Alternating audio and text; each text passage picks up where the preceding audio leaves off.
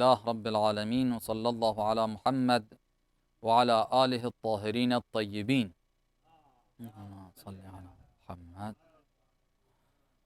We were discussing verse 7 of Surah Al-Hashr, which discusses the matter of fate, as the previous verse did, and the two following verses of the surah also continue on that topic. In other words, verses 6, 7, 8, and 9, and even 10 actually have to do with the concept of fate, although they have other points in them that inshallah we'll get to discuss. What Allah subhanahu wa ta'ala says in this verse is that when a people surrender to the Muslim forces and their land and their wealth is taken by the believers, that will not be distributed amongst the warriors, the fighters, the way the ghanima or the war booty would be. That's only in a case where the battle takes on and they are defeated through battle, that what is obtained and what is earned is going to be distributed amongst the believers, with the exception of 1/5 of it, which will be going to the Prophet or the Imam, or in the absence of the Prophet and the Imam, it would be going to a just jurist. When the land and the property is taken without a battle, without a war, without bloodshed, without fighting, then all of what has been obtained will go to the Holy Prophet.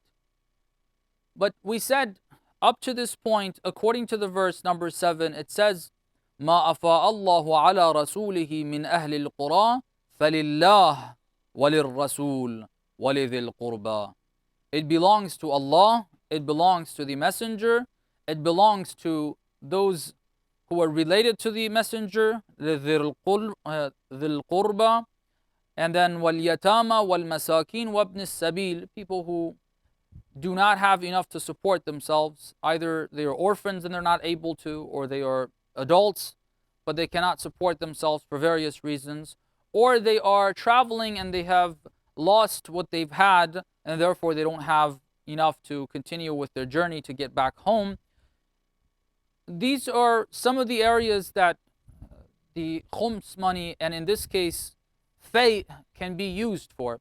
But it started with falillah. When we said that means fi sabilillah, it's something that is going to be spent in the way of Allah, but the specific expenses of it are not going to be mentioned.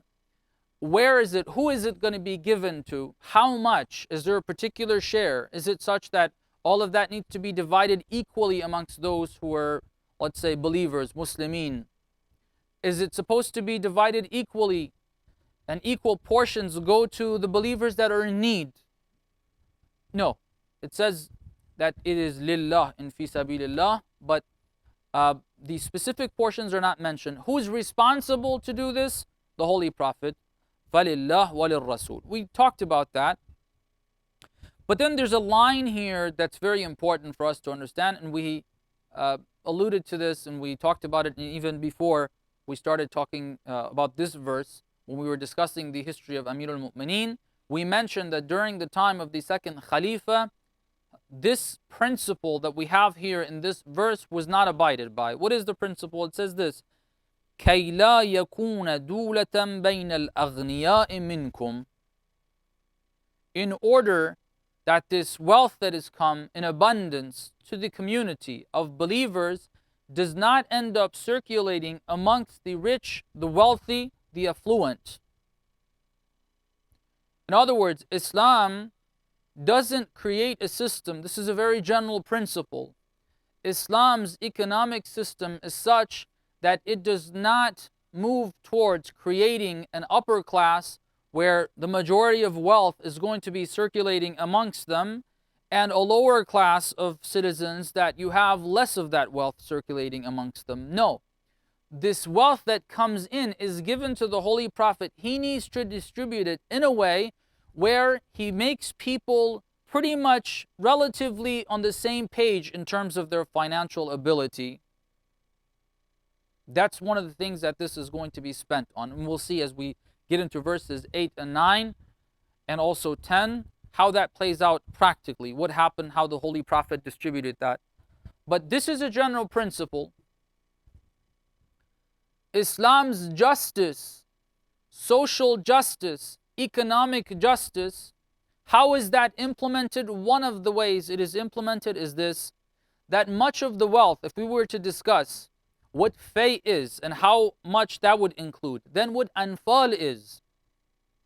Anfal refers to any land, according to what the jurists have said, any land that is not belonging to anyone, whether it's desert land, whether it's forests, it's woods, all of that is going to belong to who? It will belong to the Holy Prophet, in the sense that he is the authority that is going to be in control of what happens with that.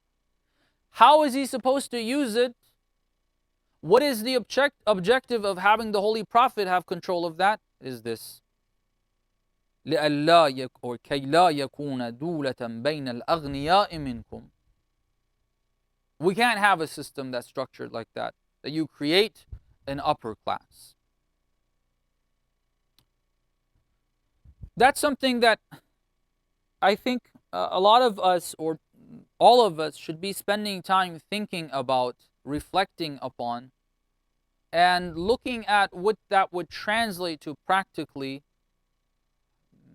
in an Islamic political system. Why is it important for us to think about that? Well, first of all, the Quran is telling us this.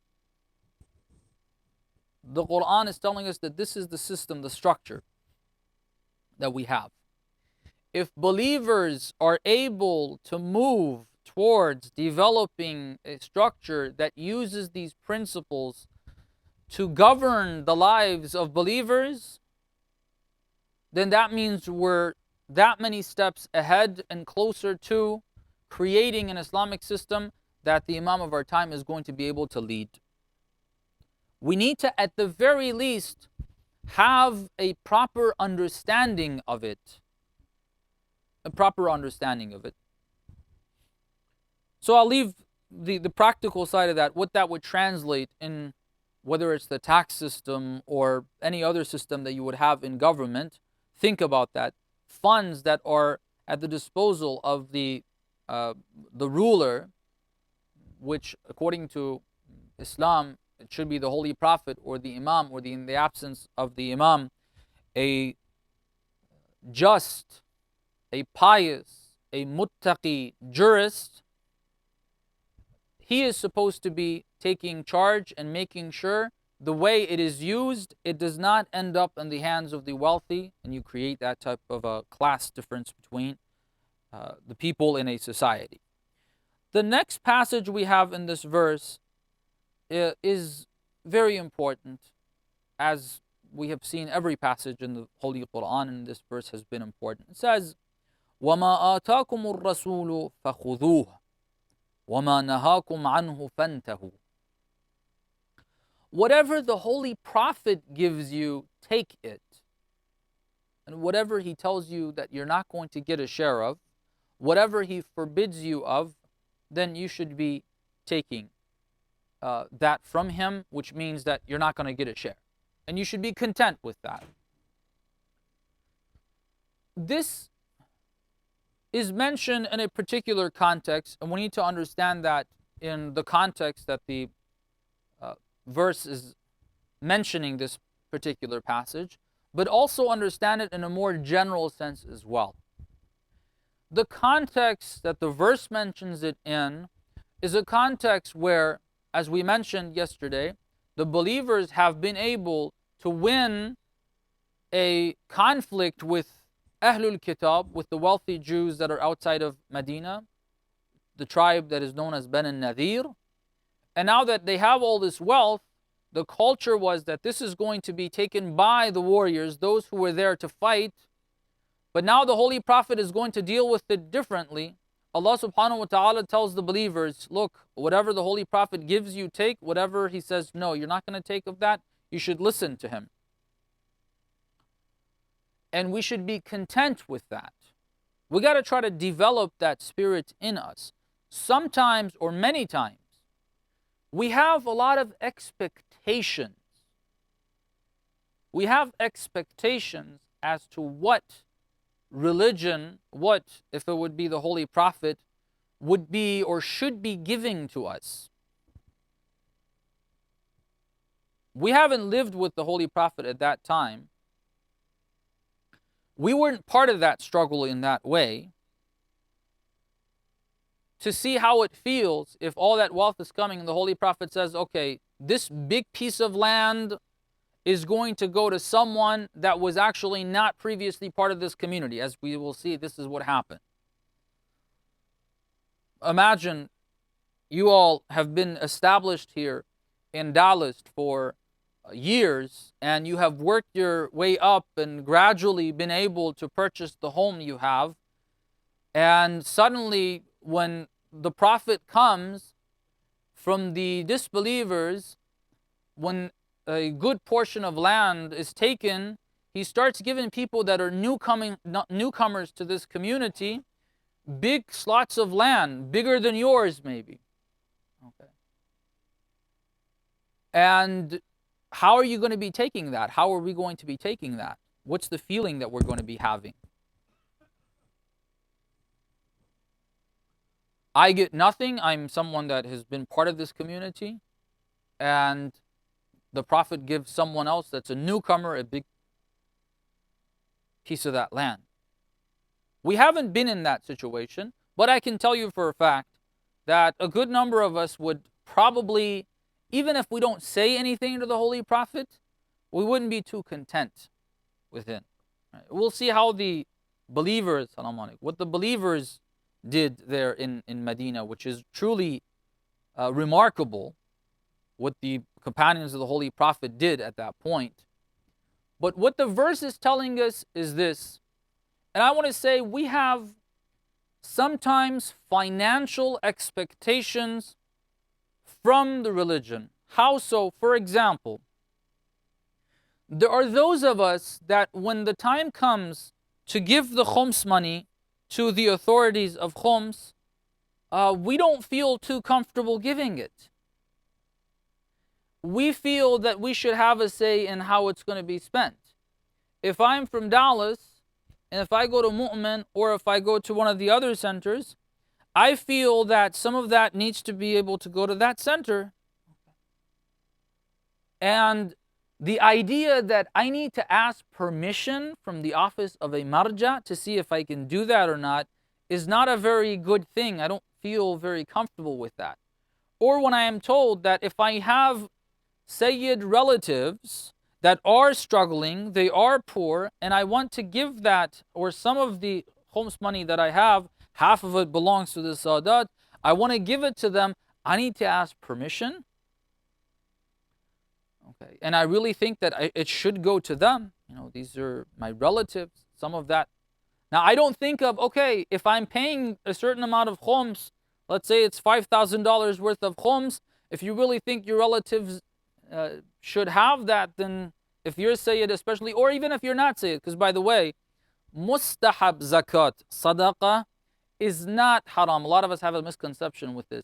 Is not haram to be given to Sayyid by a non-Sayyid. A Sayyid is able to accept that. You can ask any marja you want. Ask any of the marja you like, and you'll get this response. It's actually fine. If you really think they need it, even if you're not Sayyid, you can go ahead, $5,000, you have it, give it to them. But no. That's not what happens. The $5,000 that's khums, half of that needs to go to the Sadat, I need to give that to the people that I want. The idea that this needs permission from an authority that God has mentioned, this is something that I'm not too fond of. This is something we need to correct in our understanding. Another thing that we need to take into consideration, this passage of this verse has been used in a hadith in Al-Kafi to say what is said here by God, مَا آتَاكُمُ الرَّسُولُ فَخُذُوهُ وَمَا نَهَاكُمْ عَنْهُ فَانْتَهُوا, is not limited to finances. It includes Islamic teachings. If he says this is your right, you have a certain right in your family relationship, and you have certain responsibilities and obligations. He says you need to take that. If he says you don't have a right in a particular situation, then you don't have a right. You should be content with that and take that. If I don't have a share, a particular share that I wish in inheritance, for example, inheritance says, look, this was my best friend. He's my cousin, but he was my best friend. He passes away. He's upset with his brothers. His brothers have actually mistreated him and so on and so forth. His children have mistreated him, but now he passed away. All of his estate is going to be distributed amongst his children. And I, his best buddy, get nothing of that because the will doesn't say anything. He didn't say anything in the will. And in the Islamic inheritance, I have no share of that. Sometimes we have expectations. If I don't have a right based on what the Prophet has instructed, then I should be content with that. مَا آتَاكُمُ الرَّسُولُ فَخُذُوهُ. Take that. If I have a certain obligation in my marital relationship with my husband that I am not allowed to leave the house without him being okay with it, مَا آتَاكُمُ الرَّسُولُ فَخُذُوهُ. Take that. Okay, that's what I'm supposed to be doing. Be content with that. That's what Islam says. If I have a certain right that my wife needs to fulfill towards me, beyond that, the expectation that she should do this, A, B, C, D, E, F, G, and all the other stuff as well, no, Islamically, she doesn't have an obligation. I have no such a right. As husbands, as wives, as children, as members of the community, whatever Islam gives you, be content with that. مَا آتَاكُمُ الرَّسُولُ فَخُذُوهُ. Because it's for your own good. God doesn't give you something unjustly.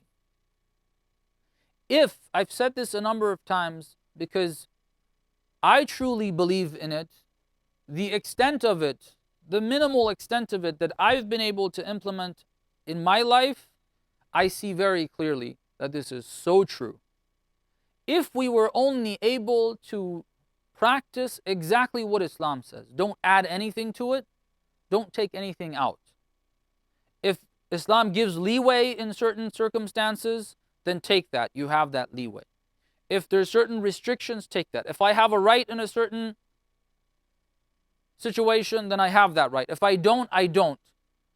Implement that, you see. You will definitely see that what you're going to gain and obtain is a lot more than what you thought you would have if you would have done things your way. Our family life would be so enjoyable if we would just stick to what Islam says as my right, nothing beyond that. I shouldn't have any expectations beyond that. Even if it sounds to me that, wait a second, this sounds unjust. It's not. It's not. It's because I don't have the full picture. وَمَا أُوتِيتُم مِّنَ الْعِلْمِ إِلَّا قَلِيلًا. What we've been given of knowledge is very, very, very minimal. When we don't know the full picture, how can we decide that something is right or it's wrong? It's just or unjust. You don't have the full picture. So listen, this is what's coming from the Prophet, is from God, who is the creator of the entire universe. He has made the system. He knows the system. He knows how it's going to function properly. And He knows how it is that if you live your lives, it's not going to function properly. And that's why He has said, live your lives in this way. Do this. You have these rights here. You don't have these rights here. Go with that. Don't expect any more than that. مَا آتَاكُمُ الرَّسُولُ فَخُذُوهُ وَمَا نَهَاكُمْ عَنْهُ فَانْتَهُوا. There are so many examples that can be mentioned for that. I'll just leave it as that the general sense or the general explanation that we gave. I don't want to get into any more examples. Whatever rule Islam gives, whatever it is, be content with it and take it. If you want to have prosperity in this life and in the hereafter. If the objective of you wanting to do something is for you to have more gain, listen to Islam, give up that which is not Islamically your right. Give it up, even if you think you should have a right to it. You will see you will gain more than what you expected. Try it. Try it. Wattaqullah. Allah doesn't only tell us, Ma ataakumur rasul fakhuduh. Take what He gives you, and when He tells you to stay away from, you should stay away from it. He doesn't suffice with that. He gives us a warning. He said, Wattaqullah. Be careful. God is watching. God is observing. Be careful of Him. Inna Allah shadidul iqab. If you don't go by that, if you don't take what God and His Messenger give you and refrain from what they forbid you of, then the punishment is going to be very severe. Those warnings are usually there whenever we have such concepts. A ruling is mentioned, a law is mentioned that is more difficult sometimes to implement. Allah subhanahu wa ta'ala usually accompanies that with a warning. Be careful, make sure you do this. Otherwise, the punishment is very severe. The next verse talks about how this practically was carried out by the Holy Prophet. We'll read it and give a rough translation of it and then talk about the historic context of it. It says, أعوذ بالله من الشيطان الرجيم للفقراء المهاجرين. For the fuqara, the poor people from amongst the al-muhajirin, the immigrants, the people who migrated from Mecca to Medina, the muhajirin. الذين أخرجوا من ديارهم وأموالهم. Those who were put out and expelled from their own land, من ديارهم وأموالهم, and their property. They couldn't take a lot of things with them. It had to stay back in Medina. Well, their land, their homes, obviously that can't be moved. But also they had some property there, some belongings there, some wealth there that they weren't able to bring with them to Medina. أخرجوا من ديارهم وأموالهم. Why did they leave their cities? Why were they kicked out of their cities? يبتغون, and they moved to Medina. They did that hijrah. They migrated. يبتغون فضلا من الله ورضوانا وينصرون الله ورسوله. A couple of things are mentioned. One, يبتغون فضلا من الله. يبتغون فضلا من الله, in many instances in the verses of the Holy Quran, refers to people seeking halal sustenance, halal rizq. In Surah Al-Jum'ah, for example, something similar to this, of course. It says, فَإِذَا قُضِيَتِ الصَّلَاةِ فَانْتَشِرُوا فِي الْأَرْضِ وَابْتَغُوا مِنْ فَضْلِ اللَّهِ. Right? وَابْتَغُوا مِنْ فَضْلِ اللَّهِ. This is very similar with a very minor difference in it. Over there, when it says وَابْتَغُوا مِنْ فَضْلِ اللَّهِ, it means now after the prayer is done, after the Jummah prayer is done, you can now go get engaged in business and selling products or buying things and so on and so forth. Because during the time of the Jummah Salat, you're not supposed to be involved with that. The believers, the story of it in that surah was that when the Holy Prophet was standing, a caravan came with goods and they wanted to sell. And when the believers saw that, everybody left the Holy Prophet, or a good number of them. They left the Holy Prophet to go and start buying things from this caravan, or maybe selling things to them. And they were condemned in this verse.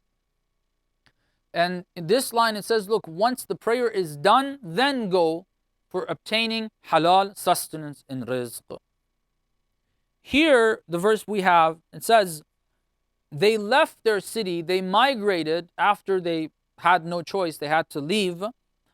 They came to Medina, يَبْتَغُونَ فَضْلًا مِنَ اللَّهِ, to have halal sustenance. They could have remained in Mecca. They could have, but the only way they would have been able to remain in Mecca and not migrate to Medina would be that they give up their faith, partially or completely. They would either have to give up their faith completely or even partially.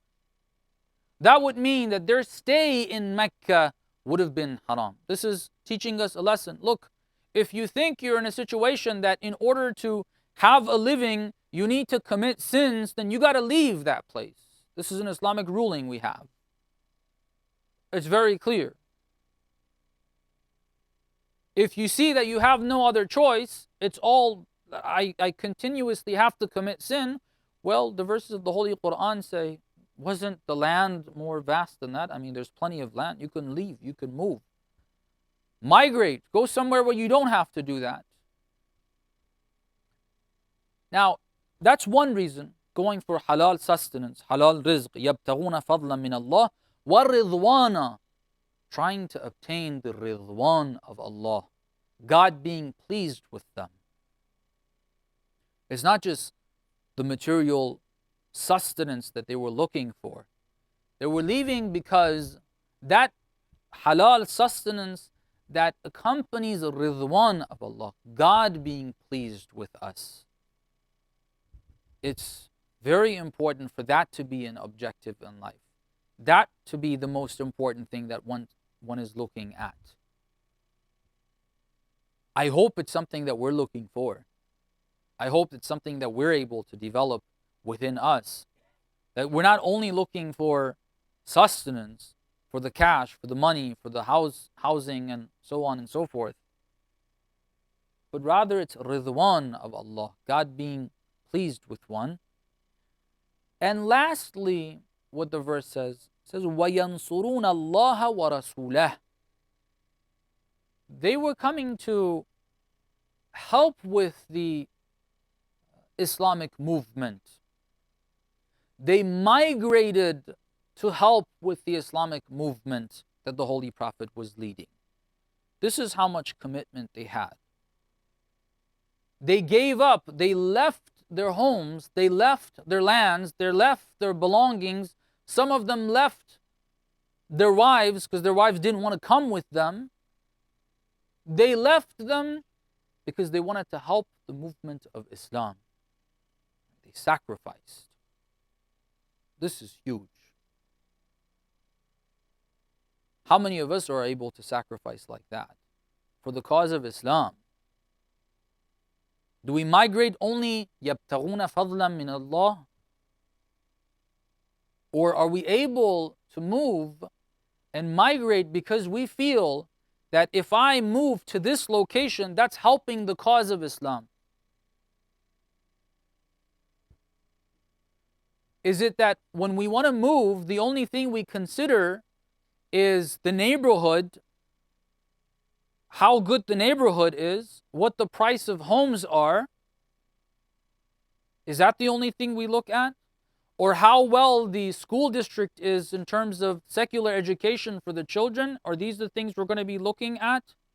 Or are we able to move for the sake of Islam, to help the movement of Islam, the Islamic movement that exists even today? This is not only something that is limited to the time of the Holy Prophet, brothers and sisters. There is an Islamic movement. The question is, are we part of it? Do we feel that we are doing anything in that regard? Who are the people that are involved with the Islamic movement? It's a good question. I'm clueless, unfortunately. It shouldn't be the case. What is the Islamic movement like here in the United States? Who are the people that are spearheading it? What is the direction? Are we willing to move for that? This is how the movement of the Holy Prophet was successful. This is how the revolution of the Holy Prophet was successful, because he had companions that were willing to sacrifice. They left everything and came barehanded to Medina for the sake of Allah. يَنْصُرُونَ اللَّهَ وَرَسُولَهُ. We got to really think. And I honestly believe, I firmly believe that we have that in this day and age. We're just unaware of it. We are not careful and looking out for where the movement is, who is heading it, and what that translates to in our context, and then take steps towards it. Move even if that is necessary, I'm not saying it necessarily is the case. But even something as small as moving within the community.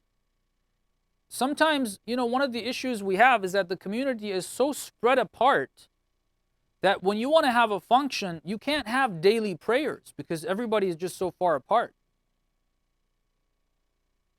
Everybody's just too spread out. You can't have it. It's nasr of the religion of God. It is helping the religion of Allah for us to live closer together and to have a masjid that is going to have daily prayers and people can come to that. Going through the struggle and through the trouble of moving for that purpose, that is helping the cause of Allah. That is Ridwan of Allah is going to be with that.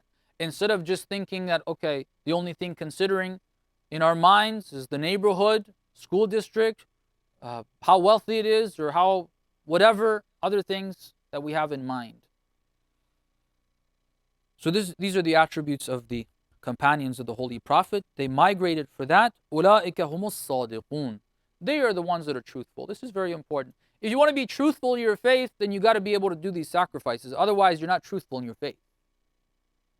We say, La ilaha illallah, whatever God says in words, we say that. But in practice, no, it's whatever I say. It's whatever I want. أُولَٰئِكَ هُمُ الصَّادِقُونَ. Such people are going to be the ones that are going to be truthful. Now, going back to the discussion of fate, these were some descriptions that were given. It started with this lil fuqara, for the fuqara.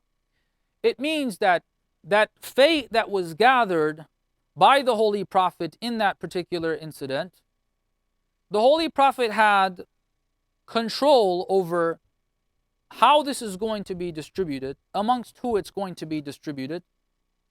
One of the areas that this could be spent on is this lil fuqara al muhajirin, and this is what actually happened. Let me tell you the historic context of it, then we can apply it and see what the verses are trying to tell us. It says when the Holy Prophet got all that fate, and it was announced that the Holy Prophet will be distributing that, it's not going to belong to everybody that was there willing to fight. The Holy Prophet went to the Ansar. Look at the way the Holy Prophet does this. He's the one that's the authority. He has full authority from God. God has told him, you get to distribute this any way you feel is right. All right? But how does the Holy Prophet do this? Sometimes I feel we confuse these two. When we talk about Islamic leadership in whatever degree of it, even if we're talking about Islamic leadership of the husband in the house, all right? The husband has certain obligations to lead, all right? And that means he has certain rights to make certain decisions. Yes, it's his right. He needs to make those decisions. But what does that mean? Look at the Holy Prophet. The Holy Prophet has authority, according to the verses, by Allah to distribute this as he wishes. He could decide that he's going to give a big part of that to his daughter, a big piece of that to his son-in-law, give some to his children. No one could question it because God has said that the authority and the control is with the Holy Prophet. He could decide he's going to give it to this companion and not the other companion without talking to anyone. But what does he do? The Holy Prophet goes to the Ansar. There's a background I need to explain. The Ansar, when the Muhajirin, the immigrants, came to Medina, the Ansar accepted them with open arms and they allowed them to stay in their homes. They split their belongings with them. They allowed them to use their land to grow things and beyond that. So they've done a lot. They have done a lot. The next verse talks about the Ansar. Verse number 9 talks about the Ansar. We're going to get to that. But briefly, we need to know this. So they did that. The Muhajirin were basically living on the properties that belonged to the Ansar. The Holy Prophet called the Ansar together and they had a meeting. The Holy Prophet told them, look, I will give you two options. Either I give the fate to the Muhajirin and you take back what was yours that you had given to the Muhajirin. The Muhajirin were using you get all of that back. Whatever was yours is now completely yours. Muhajirin are moved out of that, or they move out of that. And I give the fay to them, or the Muhajirin stay with you, and I distribute this fay amongst all of you. In other words, if you want a share of the fay, then the Muhajirin are going to stay with you. If you want to have what's yours, then you're not going to get anything of the fay. It's either the Muhajirin are going to get all of the fay, and you get what was previously yours, or if you want part of the fay, then you're going to have to allow the Muhajirin to stay on your land, and you're going to share that. You're going to continue to share that. The Holy Prophet went and spoke to these people. Although he has the authority, he could have said, I want to do this, and that's it, no one can speak. But he talks to his people. He gives them options. He doesn't say, whatever you say, yeah, it was wrong. It would have been wrong if the Holy Prophet would have gone and said, okay, how should I do this? And they would have said, well, since the Muhajirin have been living with us, then we get our property back. You can give them whatever fate you want, but there's so much rent they have to pay because of the amount of time they spent, and then they took this much money from us, and so on and so forth. The Holy Prophet didn't do that. He gave them two options. So it was within a limitation and restrictions that the Holy Prophet put on it, but he gave them options. He spoke to them. Leadership doesn't mean you make decisions and not let anybody speak, not give anybody any options. Islamic leadership means that the leader and the community members are in very close communication. They speak with one another, they hear each other out, and the leader, although he has the authority, he's going to give options. This is the type of leadership that Islam has. It's not a dictatorship. All right? But how did the Ansar deal with that? That's amazing. Let me read verse number 9, and we'll get to the response of the Ansar, how the Ansar dealt with this. When the Holy Prophet gave them the options, let's see how they dealt with that.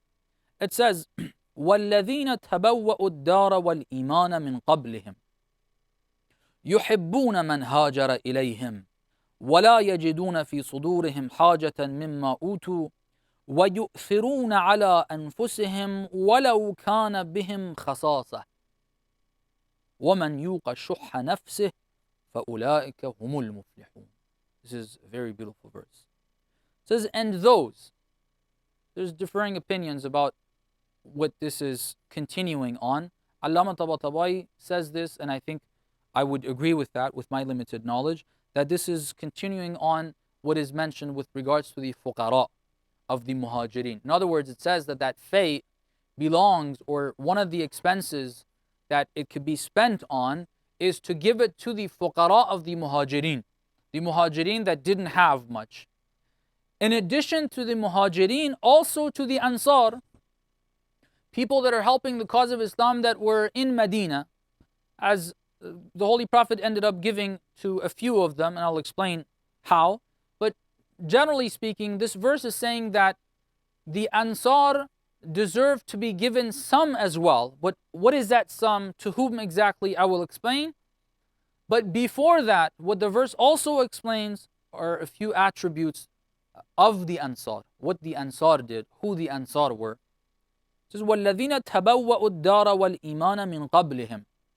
Those who prepared their homes, they fixed up their homes, they fixed up their communities, wal-iman, and their faith. They fostered faith in themselves and in their community. In other words, the Ansar in Medina, before the Holy Prophet moved, before the Muhajirin moved to Medina, they became Muslim a while before then. And the Holy Prophet sent someone over there to teach them Islam. They prepared the grounds through their own personal purification, self-purification, becoming better believers, stronger believers, more knowledgeable believers, by learning through the person the Holy Prophet had sent as a messenger from him to them. And also preparing the grounds in that community by getting more people involved and the bay'ah, the pledge of allegiance they gave to the Holy Prophet. And they asked the Holy Prophet to come to Medina. So تَبَوَّأُوا الدَّارَ وَالْإِيمَانَ مِنْ قَبْلِهِمْ, before the Muhajirin came over. Another quality that's mentioned is يُحِبُّونَ مَنْ هَاجَرَ إِلَيْهِمْ. They had love for the believers that migrated to them. Many times when you think that, oh my God, less wealthy, homeless sometimes, people are coming to join the community, people start feeling like, oh my God, how are we going to deal with this? They feel bad. These people are coming and joining the community. The Ansar, no. These are poor people that are coming from Mecca. They have nothing with them. The Ansar loved them when they came. They didn't say, oh, this guy doesn't have anything with him. They didn't say this guy is poor, homeless. That's what they were. They were poor, homeless people coming from another city. We are not able to give room to the homeless that can be Muslims, that are sometimes Muslims in our communities, much less coming from other cities. There's something wrong with that. There's something wrong with that. That's not what Islam teaches. That's not what the Holy Prophet teaches. If there's a believer, you should have love for that believer. Especially if they don't have and they are homeless. Especially if they don't have and they're homeless. يُحِبُّونَ مَنْ هَاجَرَ إِلَيْهِمْ وَلَا يَجِدُونَ فِي صُدُورِهِمْ حَاجَةً مِمَّا أُوتُوا. This is where the response of the Ansar comes to the call of the Holy Prophet. When the Holy Prophet said that, oh, this fate, there's an abundance of wealth, land, orchards, I mean, it was developed. All right. It was some pretty good stuff. When the Prophet said, either you take some of this but keep the Muhajirin with you, or I'll give it all to the Muhajirin and you get what you had given to the Muhajirin back, the Ansar did not feel any need for what the Holy Prophet had gained, the faith. They're that selfless. The material life is that worthless in their eyes. If I have enough, if I have a house, if I have my land, even if it's not as developed as the lands of the Jews, I don't feel that I need to ask the Prophet that, no, give me a share of that as well. Not only that, so basically the Ansar said, no, we don't want any of that. Not only that, according to some of the accounts, they said, Prophet, O Prophet, we don't even want to kick them out of our own properties. Let them be with us and give them the faith. How many of us are like